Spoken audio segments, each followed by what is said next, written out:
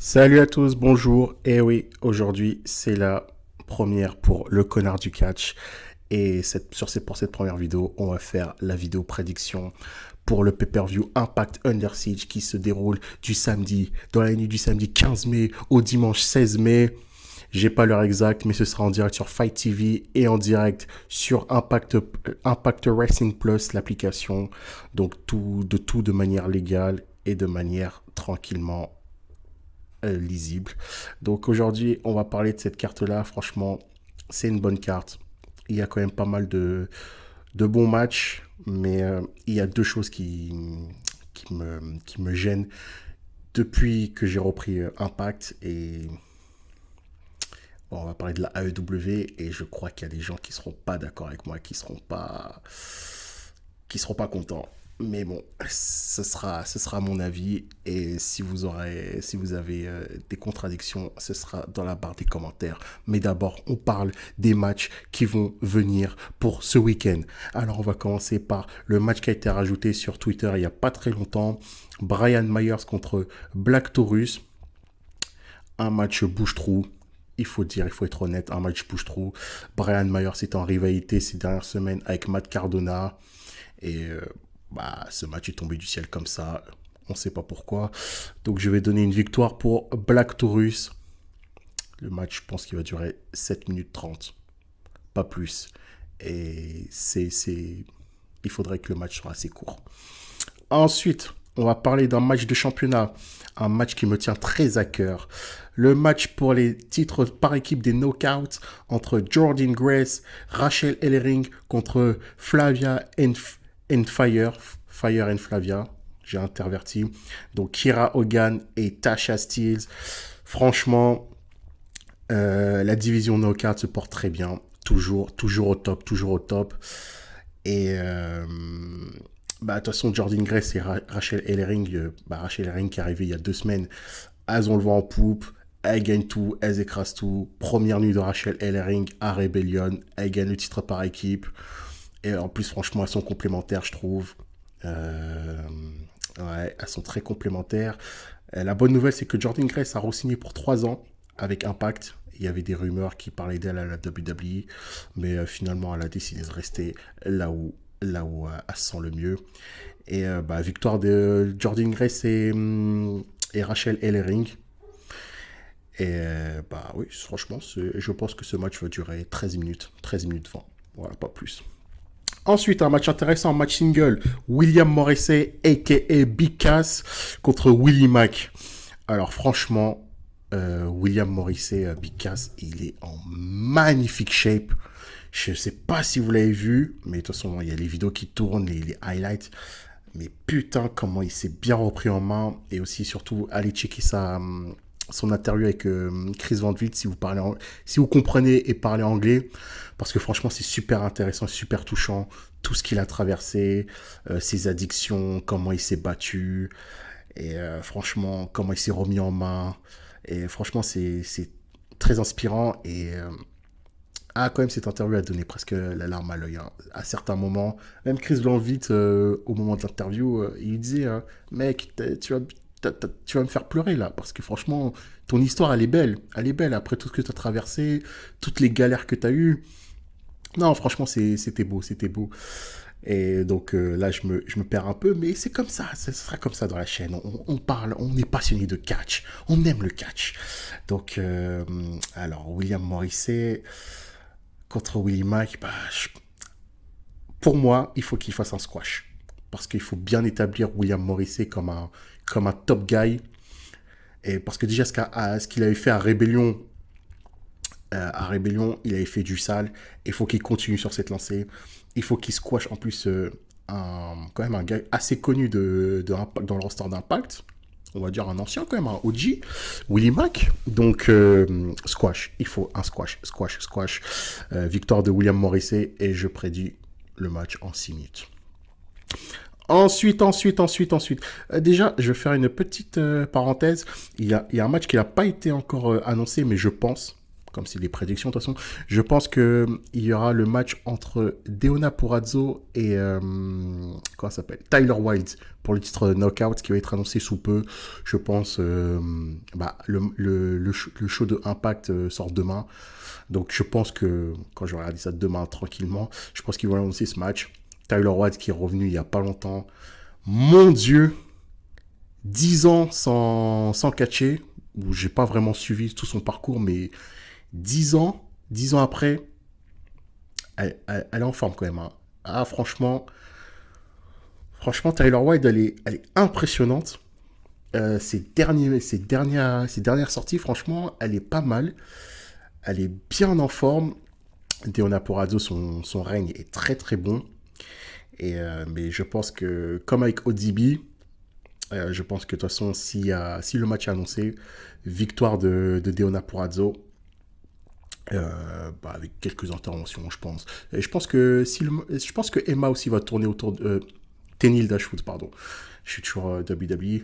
Tenille Dashwood va tourner autour parce que ces dernières semaines, elle tourne toujours autour de Tyler Wilde. Oui, viens, on fait équipe, on est une équipe, mais Tyler Wilde fait mes meufs, je te calcule pas. Moi c'est one-on-one, hein, moi c'est solo. C'est pas les titres par équipe qui m'intéressent, mais Tenille Dashwood, elle est dans son délire. Non, on est une équipe, t'inquiète. En plus, ça vient à l'aide, mais bon.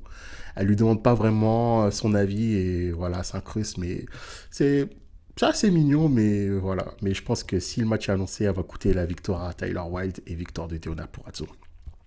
Ensuite, six-man tag entre The Elite, Kenny Omega, Karl Anderson, Luke Gallows, The Good Brother contre Chris Sabin, Eddie Edwards. Non, pardon. Eddie Edwards et Finn Juice, les champions par équipe Impact. Alors déjà, avant de parler de ce match, il faut qu'on parle de ce qui se passe en ce moment entre Impact et AEW parce que là, franchement, là, je suis pas très... Je suis un peu énervé quand même. Hein. C'est AEW, franchement, c'est là que ça commence à me décevoir, AEW. Parce que rappelez-vous, mois de décembre, le 9 décembre précisément 2020, AEW, Winter is Coming, l'arrivée de Sting, le tralala, tout ce qu'on connaît, le match par équipe, le match de championnat entre Kenny Omega et John Moxley, j'allais dire Dean Ambrose, John Moxley pour le titre. Kenny Omega gagne grâce à Don Callis, il se barre, le commentateur lui dit mais comment ça se fait, expliquez-nous cette controverse, vous verrez ça mardi en direct sur Impact et tout, mais comment ça Impact, vous êtes le champion AEW, t'inquiète pas on va tout vous dire. Et en fait toute cette histoire là c'était parce qu'en fait Impact, AEW et la New Japan ont fait une alliance, ils ont fait un partenariat. Et déjà, pour moi, l'histoire de ce partenariat, il pose problème. Déjà, dans un premier point, pour moi, ça n'a strictement aucun sens. Certes, on peut donner tous les défauts du monde à Impact, avec tous les problèmes qu'ils ont eu ces dernières années, tout, le changement propriétaire, le changement de nom, les tralala, les Hogan qui sont arrivés avec Eric Bischoff qui ont tout niqué, avec Mick Foley et compagnie. Mais franchement, pour moi, c'est AEW est en train de manquer de respect à Impact. Mais Impact, il doit s'en prendre qu'à eux-mêmes. Scott D'Amore doit s'en prendre qu'à lui-même. Et tous les autres dirigeants, et je sais pas, mais Don Callis, franchement, je comprends pas, alors que c'est un ancien quand même, un ancien booker et un ancien dirigeant chez Impact, le traitement que fait subir Impact avec la AEW, je trouve ça dégueulasse. Pourquoi ? Parce que quand le partenariat a été annoncé, franchement, il faut être honnête, on était excités. Non, franchement, on était excités. On se disait, ouais, c'est pas mal. C'est bien que les autres compagnies se donnent de la force entre eux, alors que la WWE, bon, ils sont dans leur monde à eux, même si ils font des partenariats à gauche, à droite, avec certaines fédérations indépendantes. Mais le problème, c'est que quand tu fais un partenariat, ça doit être gagnant-gagnant. Et le problème, c'est que Impact, ils sont pas gagnants dans l'histoire, ils sont vraiment perdants. Et on en reparlera dans le prochain match. Mais déjà dans ce match-là, Kenny Omega qui se pointe en tant que champion Impact, mais ça sert à quoi ? Déjà pour moi, de toute façon, les histoires de collectionneurs de titres, pour moi dans le catch, c'est ridicule. Et pour pour certains d'entre vous, c'est bien, c'est cool, ça, ça donne de la crédibilité et tout, mais pour moi, ça affaiblit les fédérations. Ça affaiblit les fédérations parce que là, par exemple, bon, je vais pas parler de la AAA, je regarde pas très peu la AAA, mais on va parler de Impact là, parce que c'est le sujet principal. Mais déjà, Impact, là, ils ont plus de champions. Ils ont plus de champions alors qu'ils en avaient deux. Bon, qui n'étaient pas reconnus par la fédération, le TNA World Champion Moose. Mais ils en avaient deux, on va dire un et demi. Et depuis la défaite, en fait, le partenariat, on va commencer du début. Le partenariat, il est foireux parce que ce qui me pose problème, c'est quand tu regardais Impact, avant quand c'était le mardi, tout le temps, il y avait des vidéos promo pour le prochain show de la AEW. Et quand tu regardais la AEW, il n'avait rien. Rien n'était mentionné. Impact n'était jamais mentionné. On n'a jamais vu un catcheur de Impact se déplacer à la AEW. Je compte pas les Good Brothers. Parce que voilà, bon, les Good Brothers, c'est la famille, je sais pas quoi. Mais d'autres catcheurs ou catcheuses de Impact, ils sont même pas déplacés à la AEW. Même pas essayer de construire des feuds. Sammy Guevara qui avait refusé de certains scripts pour aller à Impact, il était pas chaud. Bon, certes, là on peut pas l'en vouloir, il dit qu'il est pas chaud, bah, on va pas lui mettre un pistolet sur la tempe pour dire bah si, on a fait un partenariat donc tu dois y aller. Mais après, les seuls superstars de AEW qui sont déplacés à Impact, bah, c'est les private parties, mais maintenant c'est devenu des jobbers. Il faut dire ce qui est, ce sont devenus des jobbers. Et c'est ça que je trouve c'est ça qui est dommage. Et aussi, regardez les extraits des podcasts de Booker T. Il explique très bien par rapport à Impact et à AEW et au cas Kenny Omega. Quand tu as un champion dans ta fédération, le champion, c'est le gars. C'est le numéro un. C'est lui qui donne le là à la fédération. Mais si ton champion, il se fait taper par un autre champion d'une autre fédération, quel message ça donne? Ça donne en gros, en fait, tous tes gars de ta fédération, eh ben, ils sont moins forts que les mecs de la AEW. Il faut dire ce qui est, c'est un manque de respect. Et ça a décrédibilisé Impact. Impact, maintenant, je sais pas comment ils peuvent s'en relever de ce partenariat foireux. Il faut dire ce qui est. Et encore une fois, là, dans ce match, il y a le Six-Man Tag. Qui sont les champions par équipe? Des mecs de la New Japan. Ok, la New Japan, ok, c'est populaire, c'est beau, c'est bien de se donner de la force, de faire des partenariats, mais là, actuellement, avec la pandémie, et avec les histoires des voyages qui sont compliqués, comment tu peux faire un partenariat avec la New Japan? Parce que si tu fais gagner, regarde, là, t'as fait gagner tes catcheurs de la New Japan pour être champion par équipe chez Impact. Mais tu les vois même pas. Bon, certes, là, tu les vois ces dernières semaines à Impact, mais c'est pas assez, c'est pas assez.